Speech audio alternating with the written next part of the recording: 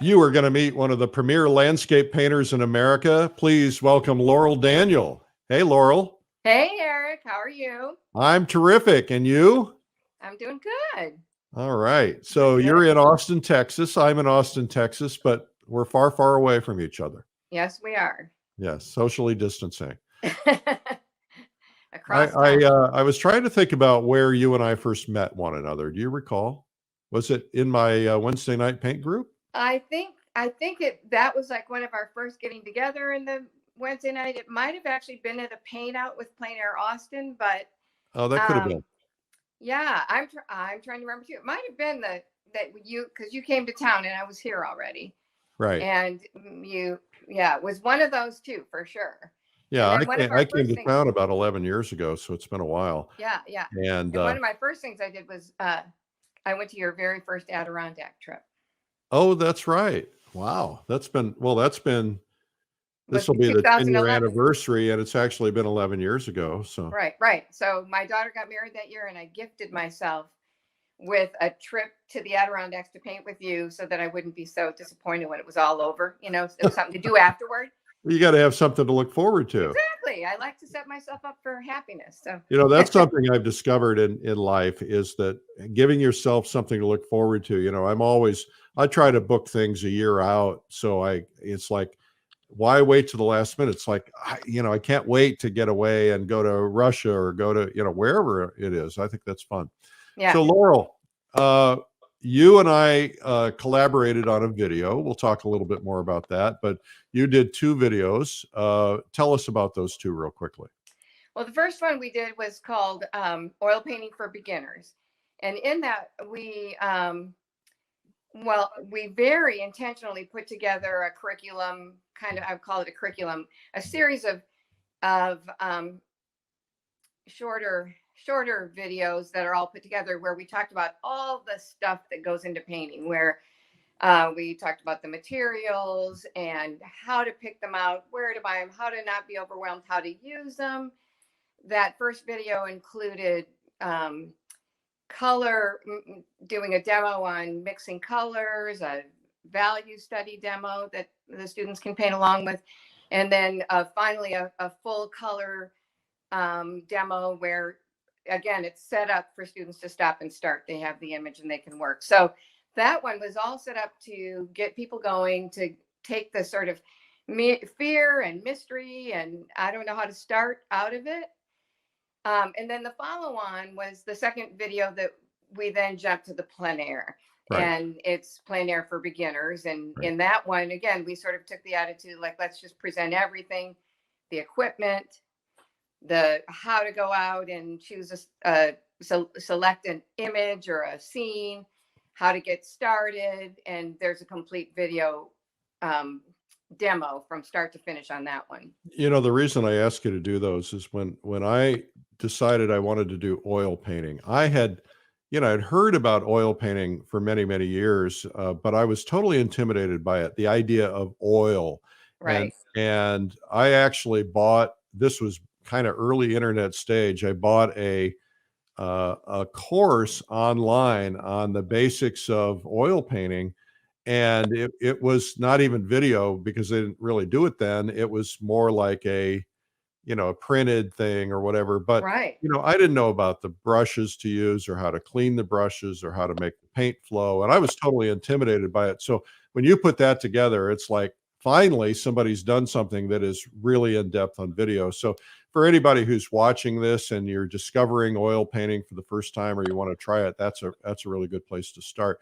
Laurel, what are you going to do for us today?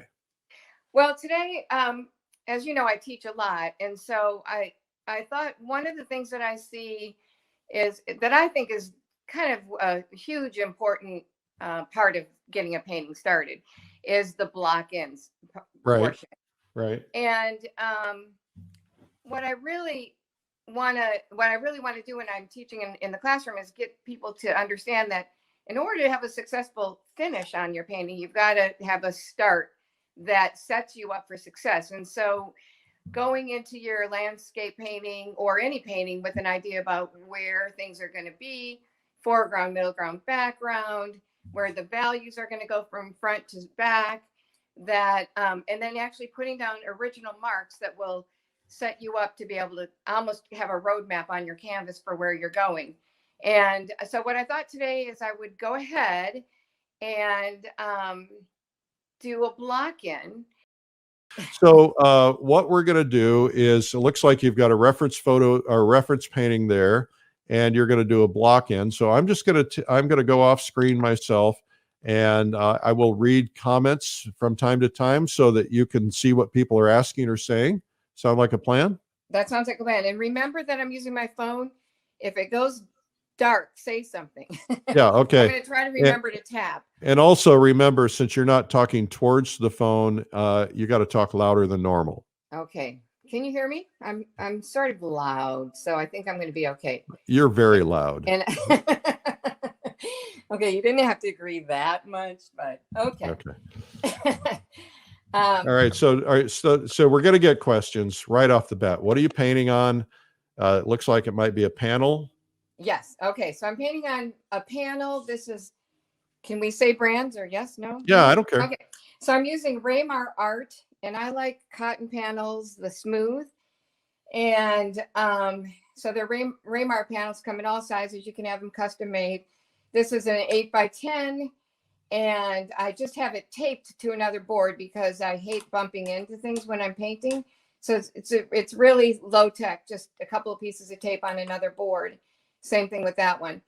And what I'm working, like I said in the beginning, is that I'd like to show you how I block in. There's no one right way, and you'll go to lots of different workshops, and everyone has their own unique approach. So that's just how I look at it. And while a lot of us will cross over on a lot of things, there might be a little difference if you go with one person or another, but generally speaking, all of us who paint the landscape refer often and regularly to John Carlson's value plane system. It's a pretty simple idea, but it helps us as we approach the landscape figure out what we're looking at. The idea is that there's kind of 4 different values or lights and darks, 4 different basic values that then we push and pull out of. The highest. What do you mean push and pull out of? Meaning, like, this might be a value, but look, there's a lot going on in there, correct? Yeah. So there's so I'm going to first start out by explaining the 4 values, being that the lightest area is always in the sky, almost always, unless there's a big storm, because the sun is in the sky and it keeps the sky high value in the lightest range. Because the ground plane, which is everything flat that's perpendicular to the sun, or parallel to the sun, it is the second light. So our lightest lights will be in the sky. The second light value will be the ground plane. The darkest darks will be in the uprights that are closest to you. And as you go back, the uprights going into the distance will still be darker than the ground plane, but they'll get lighter and lighter going back. So lightest light, second light, darkest dark, second dark, and then the darks going back. Now also Carlson talks about an angled plane like a mountain, which like is a mountain. And right. So talk about that. I will.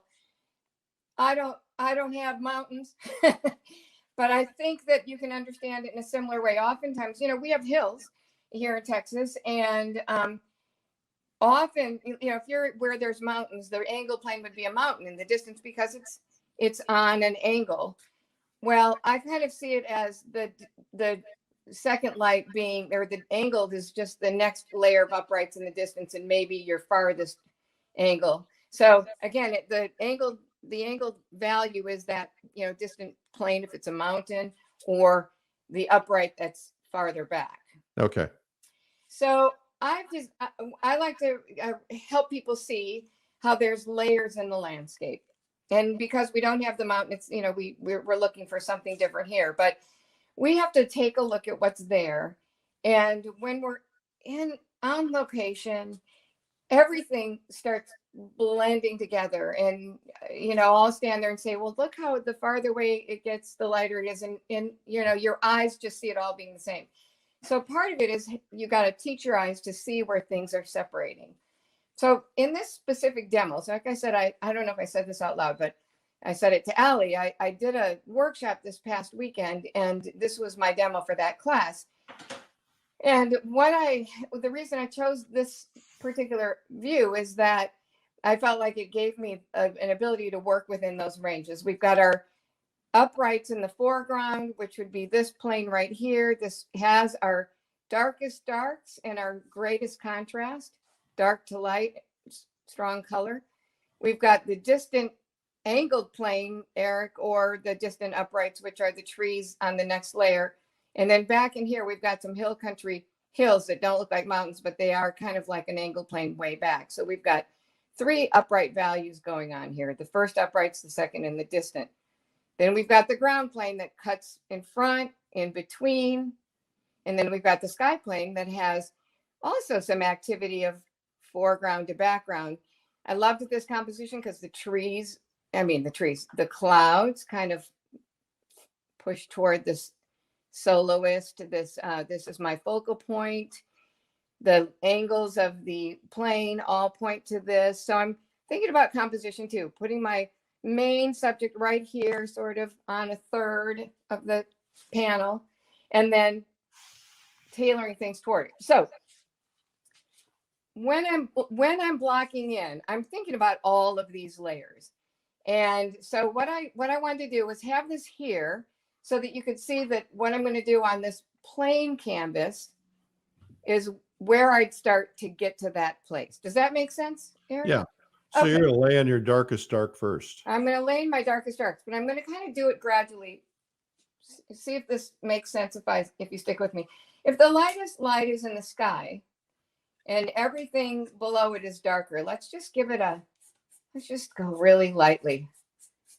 You know, here's that upright tree. Are you got anything and you got just light paint? You're just doing Yeah, dry, well, dry I've got brush? a really dry brush with a combination of burnt sienna and ultramarine blue. So it gives you a neutral. So it's giving me just a neutral, and it's a very dry brush. And all I'm trying to do here is say, right now I'm separating everything on the ground from that light, which is in the sky. I did take a little bit of blue and just indicate where the clouds would be, but I'm just showing you that. I do that later. So I really don't want clouds of paint. So I'm just trying to get a value in there. And here's what I'm just trying to say with this right here. Everything from here down is going to be darker than the sky. It's going to, unless there's light peeking through, we're dropping down a value. Okay. And then within this range, we've got the ground plane, which is going to be the second light. So let's just leave that for now. It's got a little tint on it, right? Somebody asked what happens when it's stormy and the clouds are then everything changes. So, when it's stormy, we only have our best average ideas until something changes. So, an angled light will make a difference. Early morning, you have lights on the side of the tree versus coming from above. So, nature likes to throw you a lot of curveballs, but if you can think of these basic layers, you're sort of at least have a starting point. Okay. So here we have, everything in that's darker. Now I'm really going to focus in on those uprights that I was talking about. And I established this sort of first layer of trees, and then the second layer, here's where they meet the ground plane, and then in the back. And because I know this is my darkest value, I'm going to go ahead and I'm just loosely now with the same value, keeping it dry, and I don't want it clumpy. I'm just trying to show myself where I'm going. The light's coming from over here. That means there's going to be a shadow side on this side of the tree. And I'm trying not to get too fussy with my brush work, but all of this whole piece is our foreground upright. And even though there's a tree that kind of is a little bit in front, I'm grouping this group right here together to create almost like a no-tan sketch where you're showing your darks and your lights. Yeah, exactly. And so I'm seeing this little bush that's behind as it connects in. This still, even though there's light on it, it's still going to be darker than the sky. And here, as you see, I'm just trying to get the shape in with some, I want to say, I'm not just making a poodle tail. I'm trying to be pretty accurate with what is the silhouette of it. And there's Okay. a skinnier side and a wider side on this. There's some branches sticking out. The core of the tree is a little darker. There's a little shadow off of it. So I'm going to put that in, and everyone will be like, oh, you know what? You got to put the shadow in. Yeah, we got to put everything in. The light changes so fast that when you're out there playing or painting, your shadow won't be there when you come back. So you want to pay attention to that right from the beginning. Those pesky shadows keep leaving me. They keep leaving. You know, they're not very committed, Eric. So, and I mean, even when you're painting in the studio, you got to commit to a moment in time. So, to decide right away, you know, where is that shadow you're trying to capture, will help you all through the painting. You want it to be part of the design. The shadows are part of the design. Somebody asked what kind of brush you're using, and also why you're not using like a solvent. You know, some people will start out with a solvent. Okay. First of all, what brush am I using? It's just a went-in flat. I pretty much use all flats. I like how you can load them. They're a little bit longer and square. And I like them because I can get edges. I can get a little point with the corner, but I can also turn it on its side. I can, you know, on a bigger brush, I can do a flat stroke or a skinny stroke. So this is just a went-in, and Winsor Newton. You can get them at Michael's or Jerry's, and that's that. Okay. And and you were talking about solvent. Yeah, bristle brush. I am not. I only ever use bristle brushes because I'm pretty, you know, I kind of carve with the paint, and so for me, a synthetic is way too soft. It just doesn't hold up to the pressure I want. It won't give me the brush work that I want. So I stick with the coarser, you know, hog hair brush. Yeah. And then what was that other question? Solvents. Solvent. You kind of took all that stuff out of your life, didn't you? I did. And I guess I did it because I want to be able to paint for a long time. And I don't want to have toxins change what I can do later in life. So I've just found that if I stay away from it, I haven't really had any reactions. I've never had a problem with it. But when I first came back to painting about 20 years ago, my mentor was really big on not using toxins. And so I kind of came back and learned how to paint without them. So, hey, I say, if I don't need it, why would I work it back in? So I just don't use them. Now I am. How do you clean your brushes?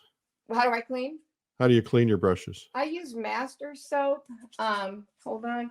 So you don't have any kind of stuff you dip into otherwise? No, I'm not dipping. I use this warm water and Master soap. I am using I have this little jar of refined linseed oil. I mean, it doesn't have a label, but it's refined linseed oil. And I use the refined linseed oil to bring flow to the paint. Okay. Not ever as a wash. If you use it to sort of wash in like you would if you were using OMS or a turpentine, you would never be able to paint back into it because it's too oily. Yes. But the way I use it is just to get the flow of the paint where I want it. And those of you who paint a lot know this. Some paint comes out really runnier and more fluid. Others come out sort of like a chunk, and you gotta, you know, it's not the same consistency from color to color. So the CADs are usually stiffer.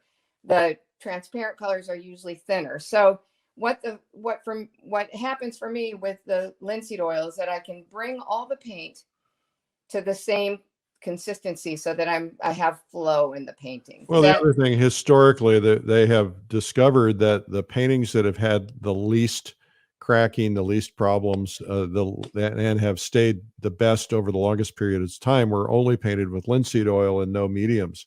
So and now there are linseed oil mediums, which I happen to use, but you got to be sensitive to those kinds of things too, because we want our paintings to last. We want to haunt future generations. Yes, we do. I mean, that painting that might make it to the Louvre, right? We want we want it to last. From your lips to God's ears, right? Hey, man, You just never know. You never know, right? You never know.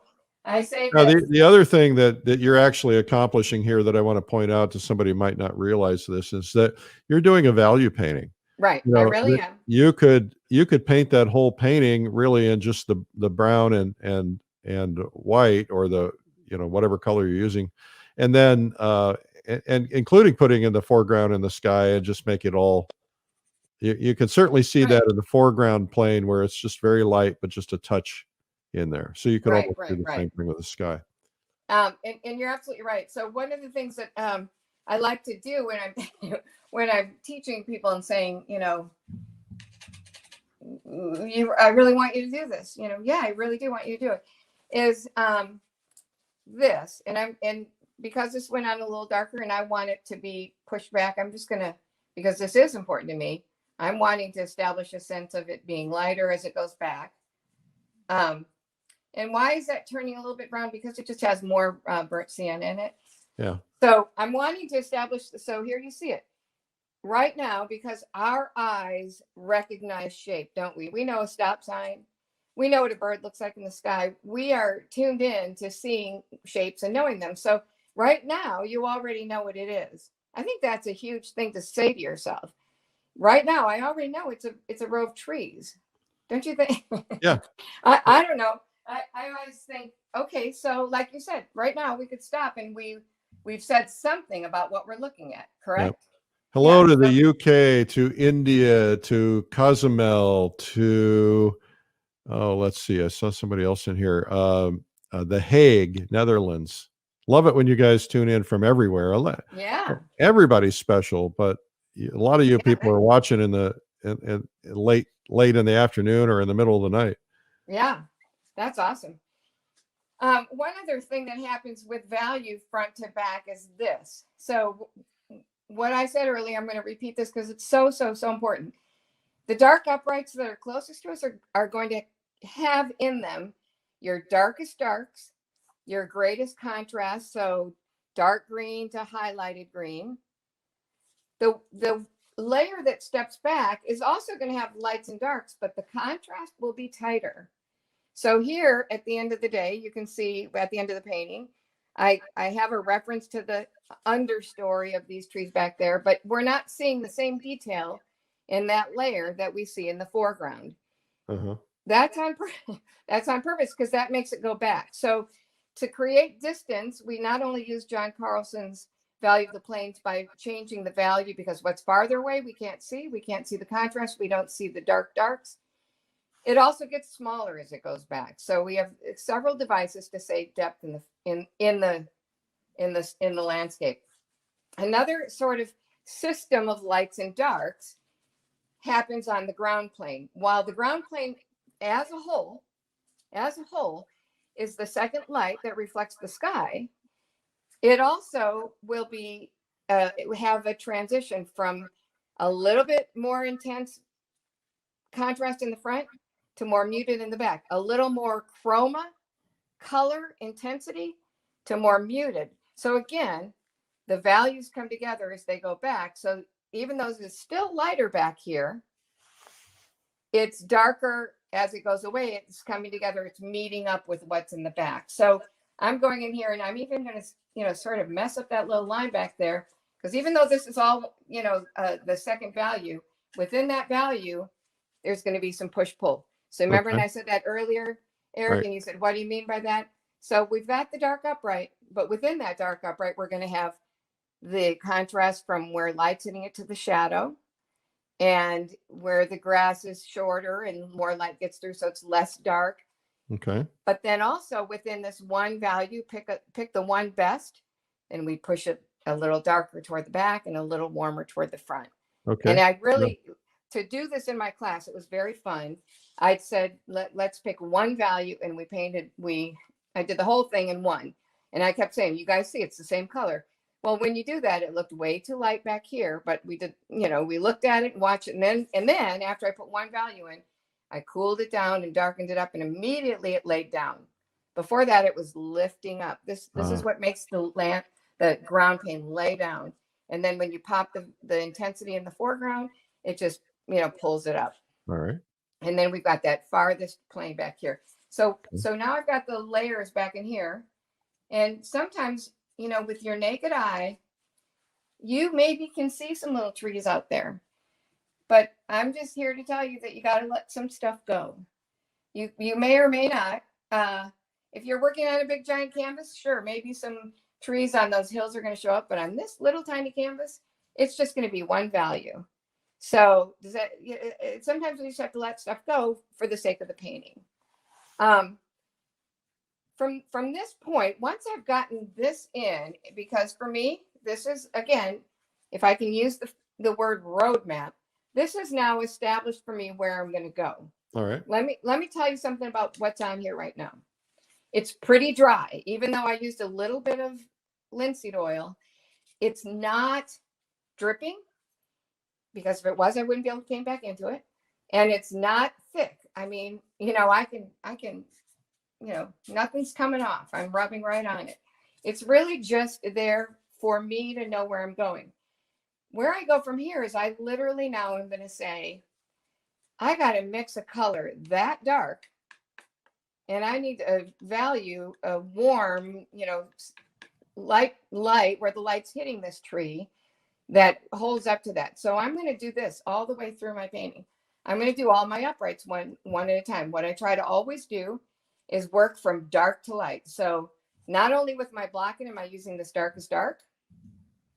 As I go to paint the painting, I am going to start with the darkest dark in the foreground and work my way back. So I'll do this, then I'll do that, then I'll do the distant, then I'll do the ground plane, and then I do the sky at the end. And yep, I paint around because I kind of love the little quirkiness of that. I mean, not everyone loves that, but I like that. So I that's where I'll go from here to there. Do you? How much time do we have? Should I go ahead and start painting? Oh yeah, you got about lots of time. Okay, at least 20 minutes. Gotcha. Okay. Hi to Pakistan, and hello to Budapest. And I actually know that Buda and Pest are two different places. Most people don't know that. Love it. Love it. All right. Okay. I'm going to just point something out right now to our viewers. I use this little small brush just to get kind of that first line thing going. And then I turned it on its side just because I can't get much paint in this, and that keeps me from flooding the painting with lots of dark. Okay. I'm using a pretty light brush, light hand with it. But right now, I just want you to see, I am putting this little brush away. I'm not going to use this anymore. So people put those brushes away. Those little tiny ones, not useful in this early stage of your painting. Maybe not ever. I'm jumping right into this one. And what I'm literally saying is, if you can look from here to there, I need a green for that spot that's that dark. So what that means is I can't just mix yellow and blue together, because it'll make green, but it won't be dark enough. I've got to get it even a little darker. So to get that, I'm mixing a dark, I'm using ultramarine and cad yellow medium, which is a gambling color. It's a little bit darker yellow, but I'm adding a little alizarin crimson to it to get me that sounds Texan, to get a nice dark green for that shadow side of the tree. So I'm going to start right there. All right. Hello, Russia. With this bigger brush. Hello, South Korea. Wow, we're getting a lot of people. Laurel, you're so international. You're attracting all these wonderful people. Aye. Well, welcome, South Korea, and everybody. Hi. Okay, here I come with that dark green color I'm talking about. Okay. All right. And I'm also going to tell you this. Saskatoon. When you paint into it, don't scrub. Lay it in. See how it's pretty dark green, right? Yeah. I'm trying really hard to just, I don't know if you can see how lightly I'm holding this brush. Yeah. Everyone in the world will tell you to hold it down here. I just can't. but I am recommending holding it with your hand like this. For me, I just need to have a little Can bit you more. explain why that is? Yeah. Well, the reason is that if you hold your brush like a pencil, you start getting, well, you can only do this range of motion, right? You're sort of stuck. Now you're painting leaves before you're even in there with the values. If you hold your brush more like a sculpting tool, you've got your whole arm. You've got a much more distance and range of motion that you can use. So holding it loosely is going to keep me from scrubbing into that dark. I'm also going to keep on loading it so that I'm picking up some of that dark, but I don't want to turn it all brown. I don't mind having I love that dark being in my final painting, but I'm not wanting to scrub and turn my green into a brown, if that makes sense. So if I scrub it because I don't have enough paint on it and I'm trying to make it last, I just blend what's below with what's on top. So yeah. So lay it down, leave it alone. Lay it down, leave it alone, squeeze out enough paint so that you're not trying to make it last. That's a huge thing and hard for us all because we want to be frugal, but at the end of the day, we really just do ourselves no favors at all by scrimping. So I'm What brand of alizarin crimson, and is it light fast? Yes, it is. It's the permanent. It's the permanent one. So alizarin crimson over the years, for people who don't know what that's about, was transient, and what that means is that the color would start fading, maybe in sunlight, maybe just with time, and so the permanent version was created to avoid that. So here's what anyone older than 12 will remember. Remember when you go to the video stores as a kid, yeah, or when my kids were kids, and everything that was in the window was kind of faded, light blue? Yeah. That's because the ink colors were transient, and that's what we don't want to use. We don't want to use a transient color. So use the alizarin crimson permanent to avoid, loss of chroma throughout years and time. Okay. You got 15 minutes, Laurel. Okay. So I laid in that dark and I'm wiping it out now. I'm going to use the same brush and just move to what I'm going to call a transitional green for the other light side of the trees in the foreground. And I'm going to work my way back. So here we go. Here we go. This is not going to be my final highlight color, but it's going to give me a reference to the family, the light family on the other side of the tree. So bigger contrast here than what we're going to have in the back. So you're really going to, this is going to be a 3-value tree. For now, exactly. Well, it really is going to be a 3-value, kind of is 3 values, right? Yeah. Yeah, that's right. So I don't miss a trick, Laurel. You don't. Man, Eric, can't get one by on you. So again, just trying to keep the shapes, staying true to the form of the trees. And I say that just because it's super easy to hear, give me a shape, and then it ends up being little poodle tails. And you don't want that. So you're looking for an authentic representation of what you're looking at the same time, not getting too, you're not painting any leaves or anything for a long time, if ever. So I'm going to close up this little gap, maybe leave a little here for what's in the back. We want to be careful that, light doesn't come through where we don't want it. Since this is the focal point, this edge right here and that tree, I'm going to try to keep the eye just coming to that spot. So anything that detracts from that, I'm looking to undo it. Okay. And just going to close up these gaps right here. So like I said, kind of a unit. We'll pick them apart later as we break up so we have a mass, we're massing it in with best average, shadow side, light side, shadow side, light side. And then we'll break up those masses after we get the other parts working. So before you paint these perfectly, go ahead and figure out what's going on in the back so you don't end up with no place to go with your colors. And what I mean by that is we only have a limited amount what we can do. So if you spend all your value, and do anything from back here in the front, then you've got nothing for the back. So that's what we don't want to do. Okay, just doing one more little value on these tops.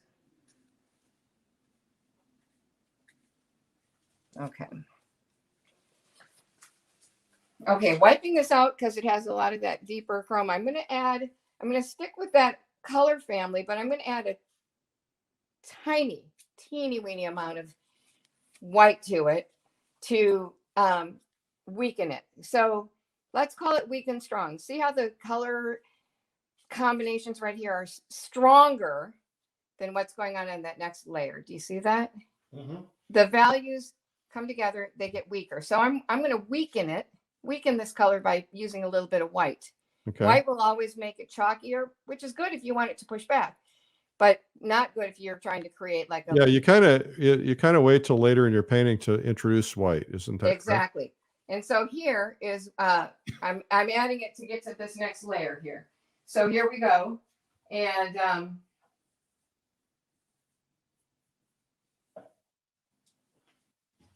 let's see if I got it. I'm going to add a little more blue.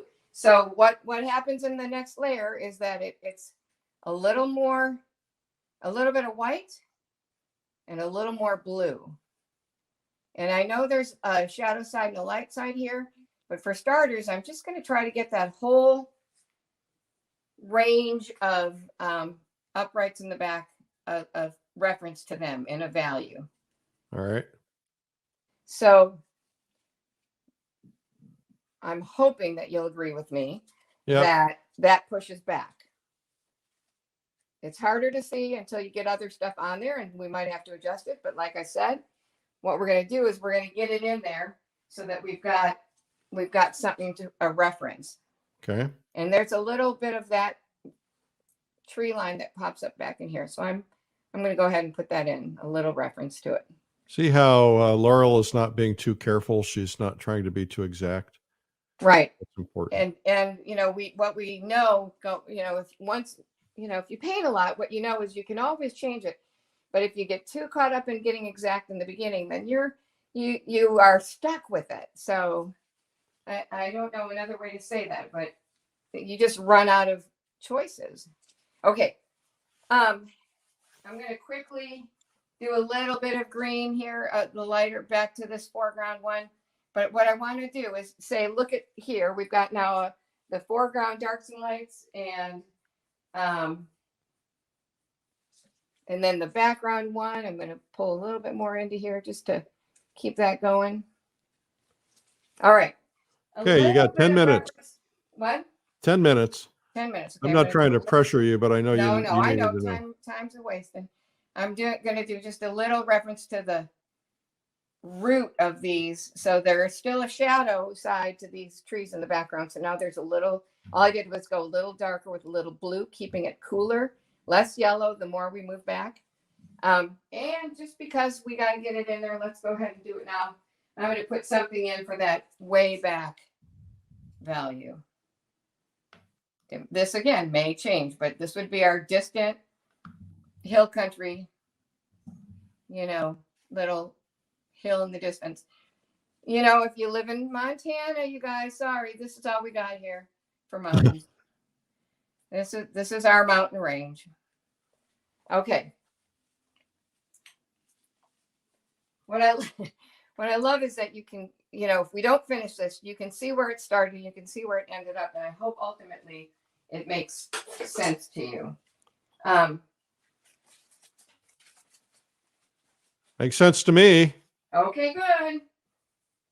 What I'm going to do really quick now is put in a best average for what is this? What is this going on here? Remember I said it's going to be the second light to the sky, and I'm going to test it. That's probably not light enough, so I'm going to add a little more white to it. Because the light's hitting it, it's also not going to be the most saturated of the greens, because it reflects the light as opposed to absorbing it or the light shining through. So I'm going to give one big value shape, and this is why I'm saying let's just do it all the way through. Same color. and then make that little switch. Hopefully I can get this done in that 10 minutes because this is sort of fun. Here, let's just do it all the same front to back.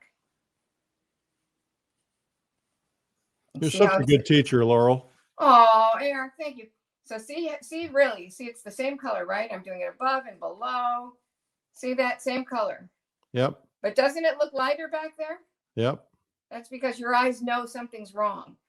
Trust your eyes on that one. It knows that something's off. It's the same color. It's the same ground, foreground to back. Here's what the deal is. I'm just cutting in here, letting some of those grassy bits show. Okay, right? Same color, front to back. It looks, I'm telling you, same. Doesn't it look darker down here? Yeah. It's a weird illusion. As we know, painting is an illusion. You're a magician. I'm a okay. So this is what I was saying about changing the shift from foreground to background. There's also something that happens on the ground plane. We've got the darkest darks and greatest contrast in the front and these uprights, but the flat plane also has more intensity as it comes forward and mutes as it goes back. So here's what I want you to see, and I'll do it in one section. Hopefully we'll do it right here. Okay, we can't see, you're blocking. Oh, sorry. I'm going to just paint right into that with something a little, see how that's darker and bluer? Yeah. And it immediately starts laying down. I'm also going to soften that edge back there. Okay. So that there's less of hard edge, because we also don't see hard edges. Right. Okay, so I've darkened that at the edge. Look at the difference between that and that. It's laying down, right? So the question is, if you were a pastel painter, would you apply these same techniques to using pastel? Oh my goodness. Can I be a smart aleck? If I was a pastel painter, I think I'd switch. No. Oh, those are fighting words.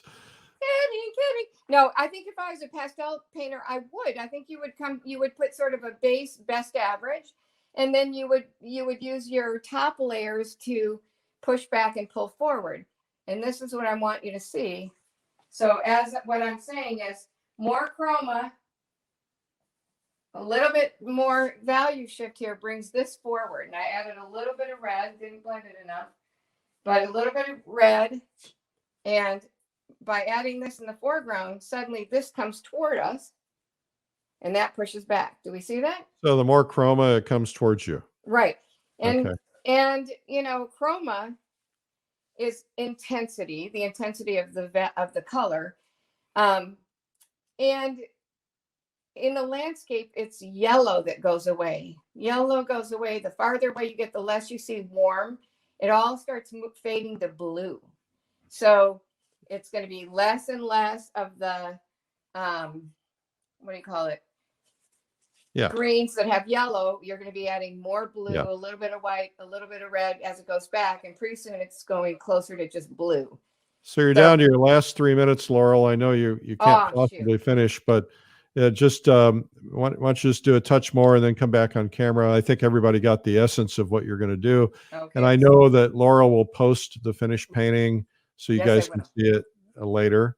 Or you can look at the painting on the left. That's what it would ultimately look like. Right. And this has been terrific. And yes, somebody asked, could you do this in acrylic? Yes, absolutely you could. You just have to keep in mind that drying time is a little different. Right. And so am I undoing myself now and coming back? Yeah. And why is the sky not painted first? Somebody asked. Oh, okay. And I don't have to show you to do that.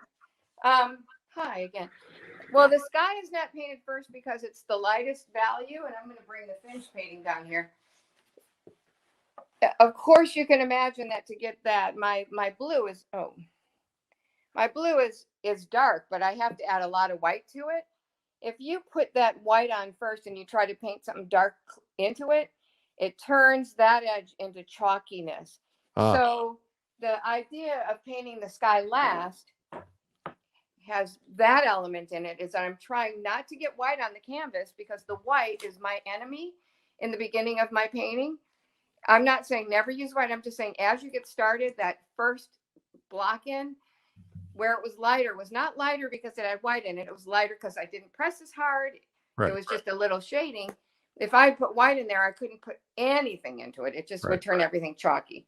Then the Okay. second Very thing good. about the sky, painting the sky last, is this: it's the highest value. So sometimes you don't know how high you have to make, how light you need to make the sky until you've decided everything else. Right. So what we sadly have to say is it's all relative. So once you decide how dark your trees go, it determines what goes behind it. That's why we're always kind of trying to work the whole canvas at one time in that regard. Okay, I posted a link to your video in the comments section, the two videos, the plein air and the oil basics, but also you go to lilyartvideo.com and search Laurel Daniel. You can find it there. Laurel's website, so you can go there and buy all of her paintings All from of her. them. Buy them all if there's any left, is laureldaniel.com. All right. And again, go to Lily Art Video or lilypubs.com and search Laurel Daniel. You can find her videos there. Laurel, this has been a pleasure. I'm sorry I had to cut you short, Nope. but we try to end in an hour before we get cut off. And Yep. and so Laurel will come into the comments later on or tonight and answer some of the other questions, and also post an image, either the one she was working from or else what she's working on. All right. Terrific. And, Thank you, Laurel. all right. Oh, Thank yes. you. You had one other Thanks, thing?